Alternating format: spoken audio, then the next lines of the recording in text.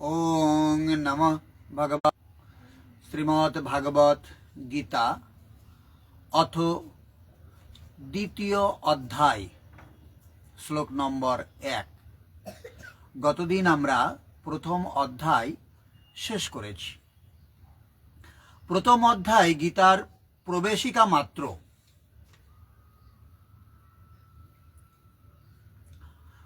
সাধনারম্ভে পথিকের যেগুলি সমস্যা বলে বোধ হয় তাতে সেগুলির বিবরণ দেওয়া হয়েছে।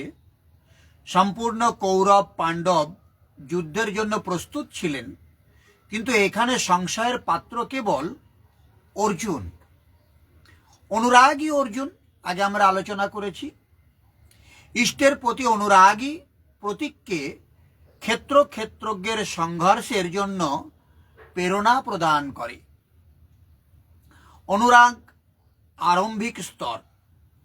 পূজ্য গুরুজি বলতেন, সদ্গৃহস্থ আশ্রমে থেকেও যদি অন্তরাত্মায় গ্লানি বোধ হয়, অশ্রুপাত হয়, কণ্ঠ অবরুদ্ধ হয়ে আসে, তবে জানবে যে এই স্থান থেকেই ভজনা আরম্ভ হলো। অনুরাগের মধ্যেই সবকিছু এসে যায়। এর মধ্যে সকল ধর্ম, নিয়ম, সৎসঙ্গ, ভাব সব কিছুই বিদ্যমান।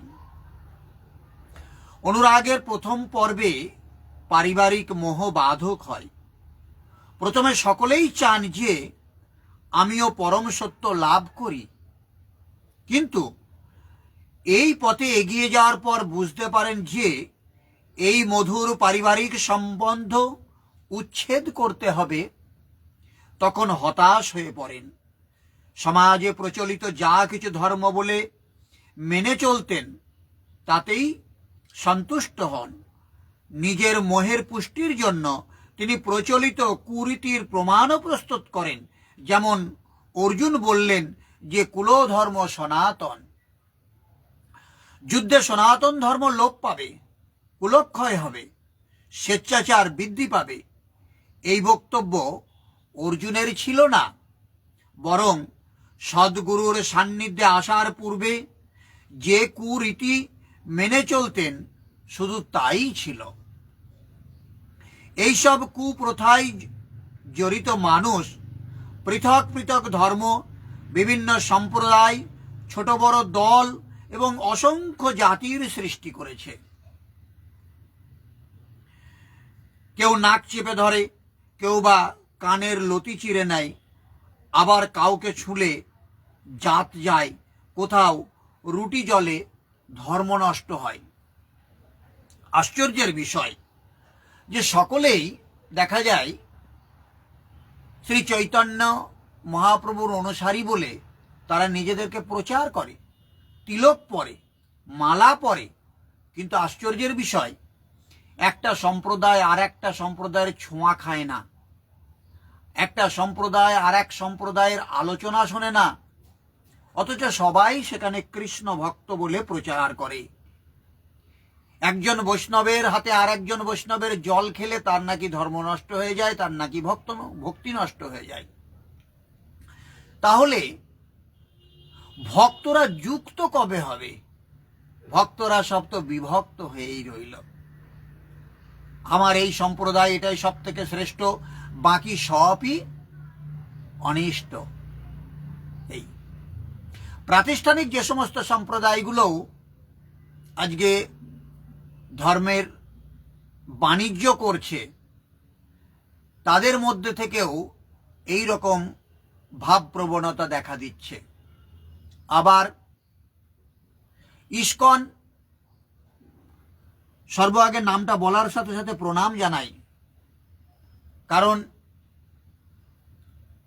অভয়াচরণ ভক্তি বেদান্ত সরস্বতী শ্রীল প্রভুপাদ না থাকলে আজকে সারা বিশ্বে হরিনাম সংকীর্তন প্রচার হতো না। কিন্তু তারাও শ্রীমদ্ ভাগবত গীতাটাকে তাদের মতো করে তাদের নিজস্ব ছাপাখানায় ছাপিয়ে নিয়ে তাদের মতটা চাপিয়ে দিয়ে চলেছে। গৌরীয় বৈষ্ণব যারা, যদিও ইস্কন গৌরীয় বৈষ্ণবদের মধ্যে পড়ে, তাহলে এদেরও মধ্যেও গৌড়ীয় বৈষ্ণব বলে যারা ইস্কন থেকে আলাদা নিজেদেরকে মনে করে, তারা তাদের মতো করে গীতাটাকে তাদের ভাষ্য তাদের মতো করে তৈরি করেছে। ভারত সেবাশ্রম তাদের মতো করে গীতার ভাষ্য তৈরি করেছে। রামকৃষ্ণ মিশন তাদের মতো করে গীতার ভাষ্য তৈরি করেছে। সাধারণ মানুষ আজ বিভ্রান্ত হয়ে পড়েছে, কোনটা সঠিক আর কোনটা বেঠিক এই গোলক ধাঁধায় পড়ে গেছে। তাহলে ইস্কন ভক্ত, গৌড়ীয় বৈষ্ণবরা ভক্ত, ভারত সেবাশ্রম ভক্ত, রামকৃষ্ণ মিশন ভক্ত, সহজিয়ারা ভক্ত, সবাই তো ভক্ত। ভক্তরা যুক্ত কেন নয়? ভক্তরা বিভক্ত কেন? ছোট ছোট গণ্ডি, ছোট ছোট সম্প্রদায় একে অপরের ছোঁয়া খায় না, একে অপরের মত মেনে চলে না, এরকম একে অপরের রুটি জলে ধর্ম নষ্ট হয়।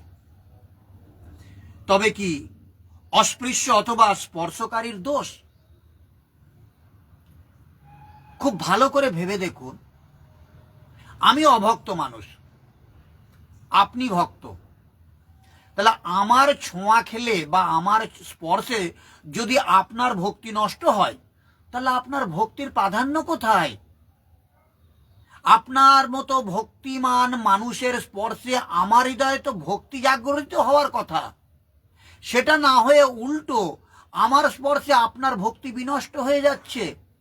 তাহলে বরঞ্চ আমার মতো অভক্ত মানুষেরই তো অভক্তির জোর বেশি।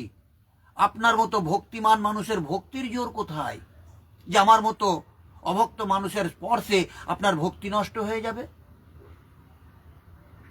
আপনার গুরুদেব কি করে শিখিয়েছে যে আমার মতো অভক্ত মানুষের জল চরণামৃত তৈরি করতে পারে না? আপনার মুখ দিয়ে সেই বাণী প্রচার হয় না?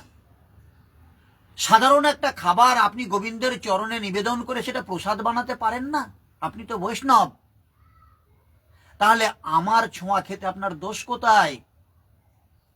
আমি যে খাবারই দিই না কেন, আপনি তো সেটা ভগবানকে নিবেদন করে সেটাকে প্রসাদে পরিণত করবেন। তাহলে আমার খাবার খেলে আপনার জাত যাবার ভয় কেন? বরঞ্চ আপনার স্পর্শে আমি ভক্ত হয়ে যাই, এটাই তো আমি আশা করি। সে জায়গাতে দেখা যাচ্ছে না, আমার ছোঁয়া খেলে আপনার জাত যাবে, আমার রুটি জলে আপনার ধর্ম নষ্ট হয়ে যাবে। তাহলে আমার স্পর্শকারী দোষ? কখনোই না। দোষ আমাদের সমাজের ভ্রমদাতাদের। ধর্মের নামে আমরা কুরীতির শিকার হয়েছি, কাজেই দোষ আমাদের। মহাত্মা বুদ্ধের সময় কেশকম্বল নামে এক সম্প্রদায় ছিল। সেই সম্প্রদায়ের লোকেরা কেশ বড় করে কম্বলের মতো প্রয়োগ করাকেই পূর্ণতার মানদণ্ড বলে মনে করত। কেউ গোব্রতিক মানে গাভীর মতো পশুবৎ জীবনযাপন করত, এরকম গোব্রতিক ছিল। কেউ কুকুরবতিক ছিল, কুকুরের মতো খাওয়া দাওয়া থাকা, এরকম কুকুরবতিক ছিল। ব্রহ্মবিদ্যার সঙ্গে এই সকলের কোনো সম্বন্ধই নেই। এই সম্প্রদায় এবং সমাজে প্রচলিত কুপ্রথা পূর্বেও ছিল, আজও আছে।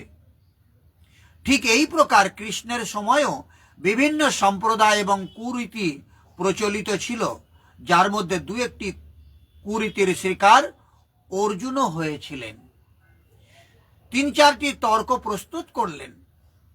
কি?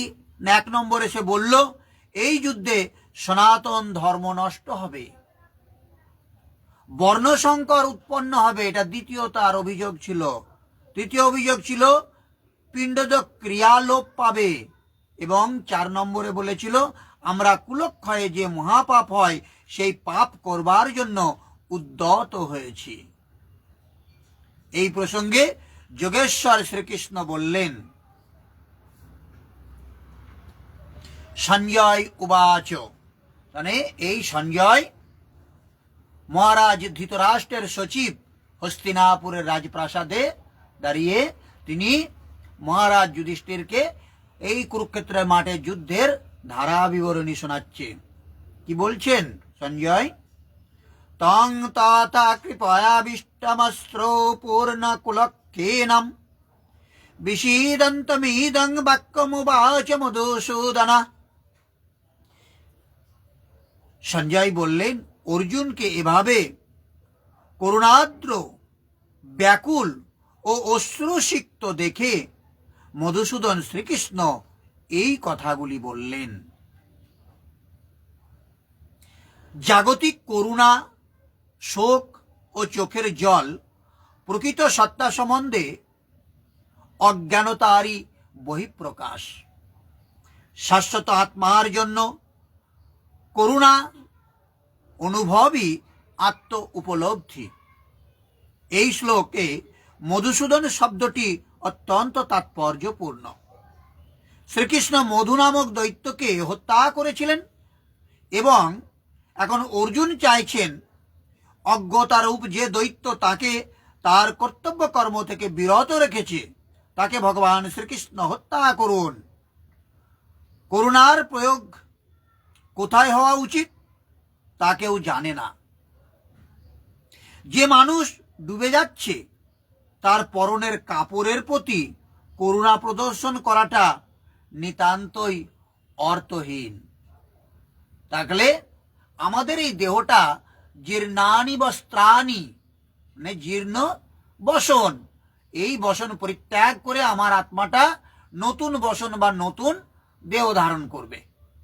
আচ্ছা, এইটা যদি হয় তাহলে আমার এই আত্মা অধঃপতিত হতে যাচ্ছে, সেখান থেকে উদ্ধার করবার জন্য শ্রী গুরুদেব যখন চাইছেন এখান থেকে আমাকে উদ্ধার করবার জন্য, তখন কাপড়ের প্রতি মানে আমার এই দেহের প্রতি এই করুণা করাটা অত্যন্ত অর্থহীন। যেই সমস্ত ভক্তগণ ভজনের কথা শ্রী গুরুর মুখনিঃসৃত বাণীর দ্বারা অবগত হন, তারা এই ভজনে আসবার জন্যে অনেক দ্বিধা সংকোচ অনুভব করেন। দেহের প্রতি তাদের আসক্তি এই জায়গায় আসতে দেয় না। কিন্তু এখানে বলা হচ্ছে যে যখন একটা মানুষ ডুবে যাচ্ছে তখন তার তাকে বাঁচানোর জন্য তার কাপড়ের প্রতি আর করুণা প্রদর্শন করার দরকার নেই। সে নগ্ন আছে না কাপড় পরে আছে এটা না দেখে তাকে সত্তর পা ধরেই টানুক আর চুলের মুঠি ধরে টানুক, তারে টেনে ডাঙায় ওঠানো দরকার। শ্রী গুরুদেব সেটাই করতে চান। তেমনি ভবসমুদ্রে পতিত মানুষেরই বাইরের আবরণ রূপ স্থূল জড় দেহটিকে উদ্ধার করলে তাকে রক্ষা করা হয় না, এই কথা যে জানে না এবং যে জড় দেহটির জন্য শোক করে তাকে বলা হয় শূদ্র বা অনর্থক শোকাতুর। প্রত্যেক সাধকই সাধনার প্রথমে এসে এই দেহটার প্রতি আষ্টে পিষ্টে আঁকড়ে সেখান থেকে বাইরে বেরুতে পারে না, দেহবোধ থেকে বেরিয়ে আসতে পারে না। অর্জুন ছিলেন ক্ষত্রিয়, তাই তার কাছ থেকে এই ধরনের আচরণ ছিল আশাতীত। এটা ভগবান শ্রীকৃষ্ণ কখনো আশাই করেননি। তাহলে এই ক্ষত্রিয় আমরাও যারা শূদ্র রয়েছি, আমার মতো যারা শূদ্র রয়েছেন, তারা তাদের কর্মযজ্ঞে তাদের জ্ঞান আহরণ করবার ফলে শূদ্র থেকে বৈশ্য, বৈশ্য থেকে ক্ষত্রিয় আসা সম্ভব। এই বৈশ্য বা ক্ষত্রিয় কোনো জন্মজাত উপাধি নয়, কর্মের মাধ্যমে চতুর্বর্ণময়া শিষ্টং গুণ কর্ম বিভাগস্য। কিন্তু ভগবান শ্রীকৃষ্ণ অজ্ঞ মানুষের শোককে দূরীভূত করতে পারেন এবং এই উদ্দেশ্যেই ভগবদ গীতা তার দ্বারা গীত হয়েছে। এই অধ্যায়ে জড় দেহ ও চেতন আত্মার সম্বন্ধে আত্মতত্ত্ব উপলব্ধির বিষয়ে পুঙ্খানুপুঙ্খ বিশ্লেষণের মাধ্যমে উপদেশ প্রদান করা হয়েছে, যা পরম নিয়ন্তা ভগবান শ্রীকৃষ্ণ বিশদভাবে আলোচনা করেছেন। কর্মফলে নিরাসক্তি এবং আত্মতত্ত্ব প্রতিষ্ঠিত হলেই এই উপলব্ধি লাভ করা সম্ভব হয়। অর্জুন এই বিষয়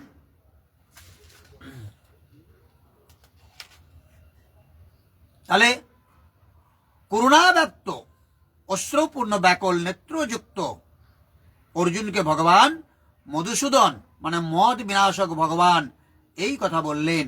কি বললেন? এবার ভগবান স্বয়ং ভগবান এবার মুখ খুলেছেন। ভগবান কি বলছেন? কুতস্তত কস্মালামিদং বিষমে সমুপস্থিতম অনার্যজুষ্টমসর্গম কীর্তিকরম অর্জুন। পরমেশ্বর ভগবান বললেন, প্রিয় অর্জুন, এই ঘোর সংকটকালে অনার্যের মতো এই সমস্ত কলুষতা কিভাবে তোমার মধ্যে এলো?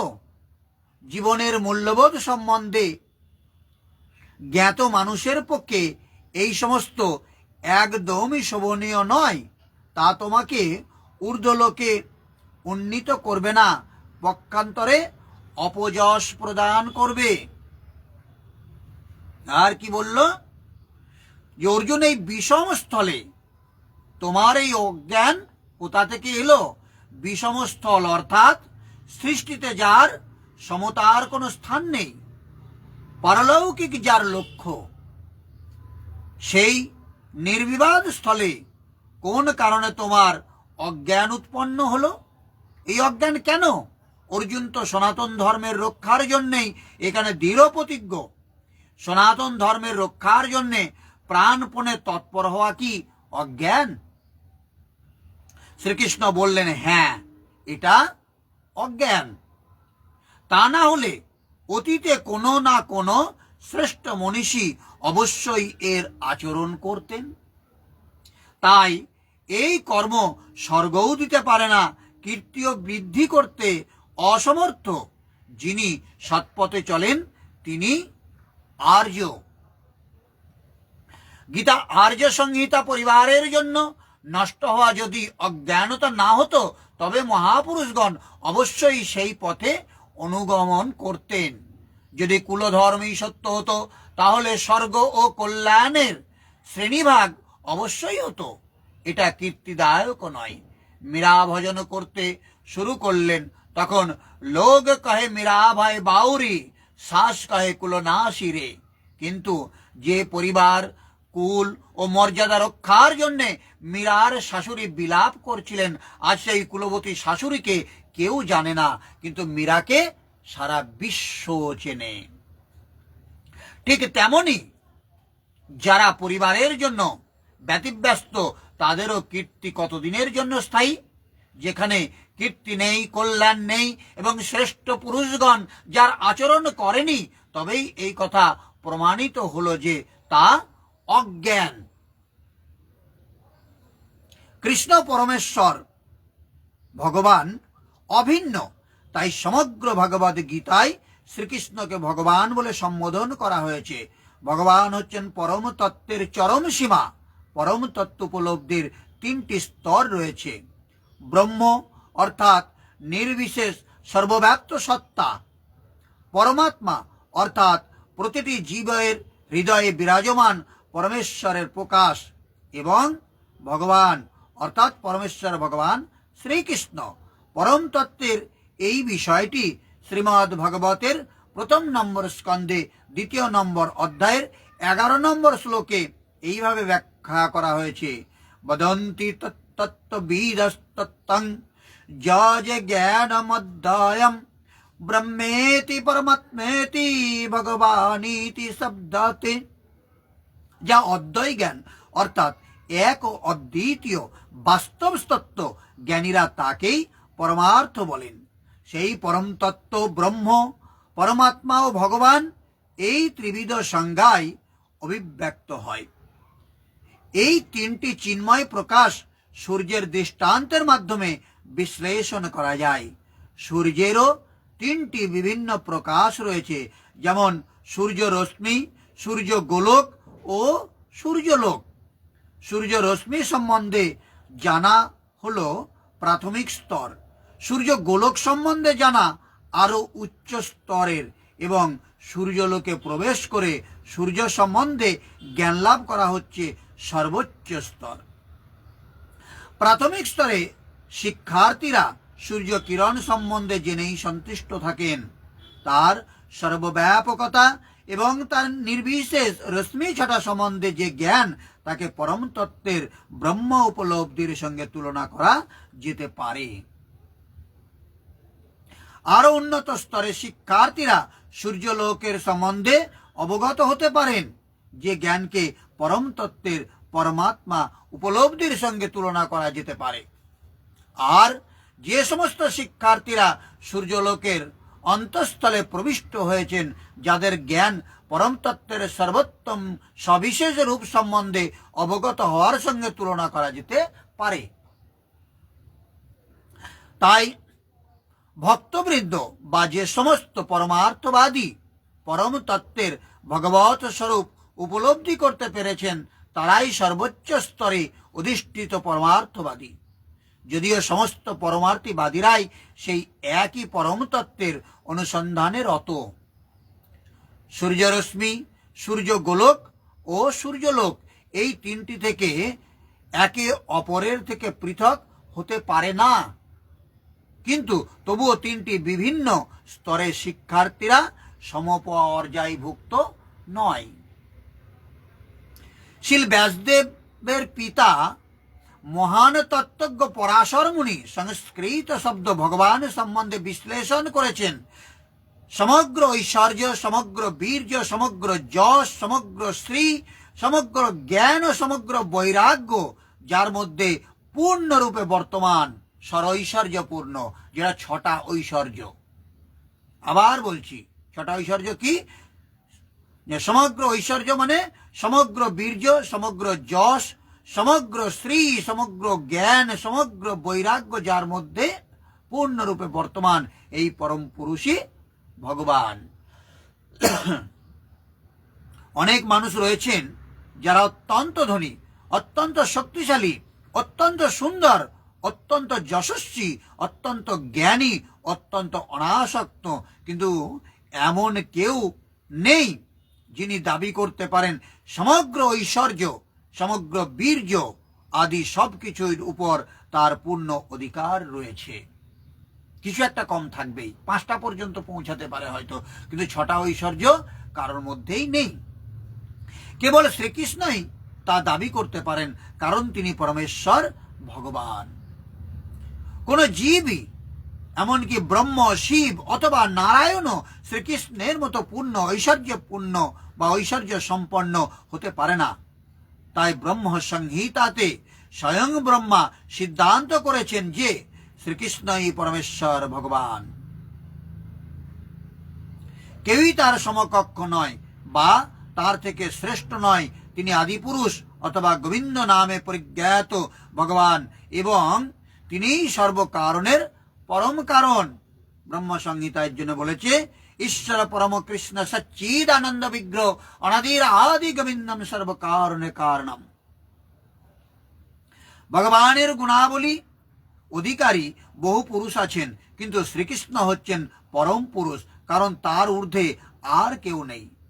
তিনি পরমেশ্বর এবং তার সেই বিগ্রহ সচ্চিদ আনন্দময়, সচ্চিত এবং আনন্দময়। তিনি অনাদির আদি পুরুষ গোবিন্দ এবং তিনি সর্বকারণের কারণ। ব্রহ্ম সংহিতার 5 নম্বর অধ্যায়ের 1 নম্বর শ্লোকে এটা বলা হয়েছে। শ্রীমদ্ ভাগবতেও পরমেশ্বর ভগবানের অনেক অবতারের উল্লেখ আছে, কিন্তু সেখানেও শ্রীকৃষ্ণকে আদি পুরুষ ভগবান রূপে বর্ণনা করা হয়েছে, যার থেকে বহু বহু অবতার ও ঈশ্বর বিস্তার লাভ করেন। তাই বলেছে, ইতে চাংশ কলাপুংস কৃষ্ণস্ত ভগবান স্বয়ং ইন্দ্রারি ব্যাকুলং লোকং মরয়ন্তি যুগে যুগে। পূর্বে উল্লেখিত এই সমস্ত অবতারেরা ভগবানের অংশ অথবা তার অংশের অংশ বা কলা, কিন্তু শ্রীকৃষ্ণ স্বয়ং ভগবান। শ্রীমদ্ ভাগবতের 1ম স্কন্ধের 3 নম্বর অধ্যায়ের 28 নম্বর শ্লোকে এটা প্রতিপন্ন করা হয়েছে। তাই শ্রীকৃষ্ণই আদি পুরুষ, পরমেশ্বর ভগবান, পরম তত্ত্ব, যিনি পরমাত্মা ও নির্বিশেষ ব্রহ্মের উৎস। ভগবানের সম্মুখে আত্মীয় স্বজনের জন্য অর্জুনের এই শোক অত্যন্ত অশোভনীয়। তাই ভগবান তার বিস্ময় প্রকাশ করেছেন কুত শব্দটির মাধ্যমে, অর্থাৎ কোথা থেকে। এই ধরনের কলুষিত আচরণ একজন সুসভ্য আর্যের কাছ থেকে কখনোই আশা করা যায় না। আর্য শব্দটি তার জন্যই প্রযোজ্য, যিনি জীবনের মূল্য বোঝেন এবং যার সংস্কৃতি আধ্যাত্ম উপলব্ধির উপর প্রতিষ্ঠিত। যে সমস্ত মানুষ দেহাত্ম বুদ্ধির দ্বারা পরিচালিত হয়, তারা জানে না জীবনের প্রকৃত উদ্দেশ্য পরম তত্ত্ব বিষ্ণু বা ভগবানের উপলব্ধি করা। তারা জড়জগতের বহিরঙ্গা প্রকৃতির দ্বারা বিমোহিত, আর তাই তারা জানে না মুক্তি বলতে কি বোঝায়। জগতের বন্ধন থেকে মুক্ত হবার জ্ঞান যাদের নেই, তাদের বলা হয় অনার্য। যদিও অর্জুন ছিলেন একজন ক্ষত্রিয়, তবুও যুদ্ধ করতে অস্বীকার করে তিনি তার স্বধর্ম থেকে বিচ্যুত হচ্ছিলেন। এই ধরনের কাপুরুষতা অনার্যের জন্যই মানানসই। কর্তব্য কর্ম থেকে এরকম বিচ্যুতি আধ্যাত্মিক জীবনে অগ্রসর হওয়ার পক্ষে সহায়ক নয়। এমনকি পার্থিব জগতেও কাউকে যশস্বী হওয়ার সুযোগ প্রদান করে না। আত্মীয় স্বজনের প্রতি অর্জুনের এই তথাকথিত সহানুভূতিকে ভগবান শ্রীকৃষ্ণ অনুমোদন করেননি। আজ এই পর্যন্তই থাক। আমরা দ্বিতীয় অধ্যায়ের প্রথম নম্বর এবং দ্বিতীয় নম্বর শ্লোক আমরা আলোচনা করলাম। আগামী দিন আমরা 3 নম্বর শ্লোক থেকে আলোচনা শুরু করব। ওং সর্বে ভবন্তু সুখিনঃ, সর্বে সন্তু নিরাময়া, সর্বে ভদ্রাণি পশ্যন্তু, মা কশ্চিৎ দুঃখভাগ ভবেৎ। ওং শান্তি শান্তি শান্তি। সমস্ত মানুষ সুখী হোক, সমস্ত মানুষ রোগমুক্ত হোক। সমস্ত মানুষকে আমি দেখতে চাই তারা যেন কোনো দুঃখ ভোগ না করে। হরে কৃষ্ণ।